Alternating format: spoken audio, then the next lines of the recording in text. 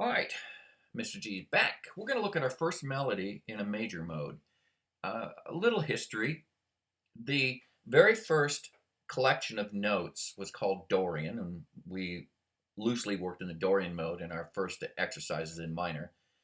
And the Dorian mode was D, E, F, G, A, B, C, and we discussed how that evolved. What we now know as a major scale was really, I think, the last mode or next to the last mode to appear in the musical landscape. And it was soon after that music shifted from these church modes, which are handled very differently in music, to the major scale, minor scale motifs, or I should say, framework. The major minor framework is what we now use in our Western civilization. Now we have our major scales and minor scales. Well, the major scale or mode was the last one to appear, and it comes with a very different sound than the Dorian mode. The major mode sounds happy. Dorian's going to sound sad and mysterious. So we're going to write our first melody, and there are going to be some similarities to what we did before, but there's going to be some departures here, and we'll discuss those in a minute. Last thing you need to know is every time I introduce a rule or a principle, it's very possible the next example I give, I might break that rule or principle. Now, that would be a crime, except for the fact that you have to realize that music theory comes after music performance. In other words, a composer composed, and somebody liked his music. They sat down and figured out what it is that made it so that they liked it. What makes Palestrina sound so beautiful and ethereal? What makes Bach sound so amazing? What is it about Beethoven and his symphonies? What is it that makes their music so gorgeous to our ears? And so music theorists would sit down and look at the music, study it, and derive principles of voice leading and harmony and things of this nature that these composers used to make their music great. And so these become guidelines. If you want to write like Palestrina, then this is how he did it. If you want to write like Beethoven, this is how he did it. This is how he handled musical problems. So the tendency is to make music theory the law. And if you step outside the law, then you're a criminal.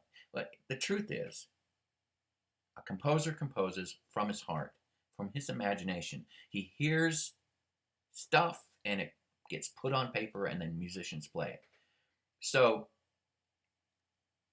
composers, as the music situation evolved through the centuries, they, quote unquote, broke rules all the time because they wrote what was in their heart. And if it sounded pleasant to them, they took it. So, having said that, we're going to break a couple rules right away when I go to this major mode, and you'll see here in a second. I start off with the tonic. We're in the key of C. So tonic for us is going to be C here and C here. Now, that being the case, I approach the last note. This stays the same. I can approach the last note from a D, a step above, or a half step below a B. I decided I wanted to choose a D to a C. Then, moving my way backwards, I decided I was going to jump from a G, D, C. Now, I have a problem here. Here, let me back them. I have a problem here, and that we're going to address it here in a second. When I first worked on this, C, you notice I have a C going down to a G, going up to D, back to C. I'm leaping down a fourth, leaping up a fifth. That's really not a great way of doing business. But what if this G, I made this an A? Now I got E to a C, to an A, D rather, to a C. I still got two leaps in a row. Okay, well, first of all, my first criteria is I like the way this sounds. I like going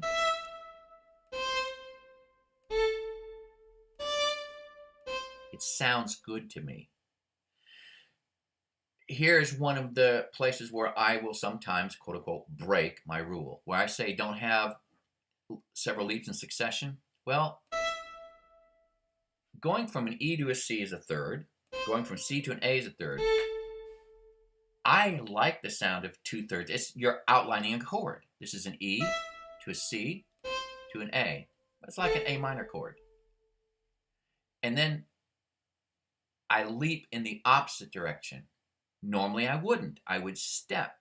I normally would go to there, maybe a B.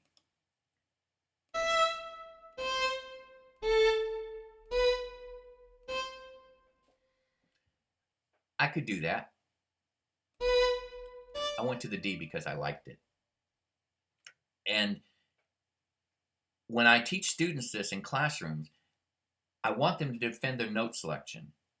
And if all they say is, oh, well, I liked it, I want them to tell me what it could have done, what they could have done instead, and why they like this better than that. I could have done to the B, and that would have solved my skip down, step up thing. I like this. Now, we have two skips of a third. That was actually allowable in a very limited sense back when they were in counterpoint, teaching 16th, 17th century. Two leaps of a third were okay. You kind of wanted to avoid it, but they were okay. Now we come back here to measure 2. I got a D up to an F, down to an E. So just to review what we have here, we have a C stepping up to a D. We skipped up to an F, stepped away. Then we have 2 successive thirds with another leap to a fifth. So it's going to sound like this.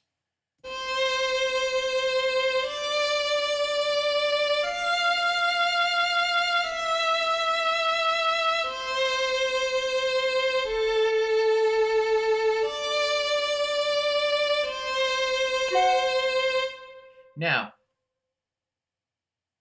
I like the way that sounds. And in the end, that's the final criteria.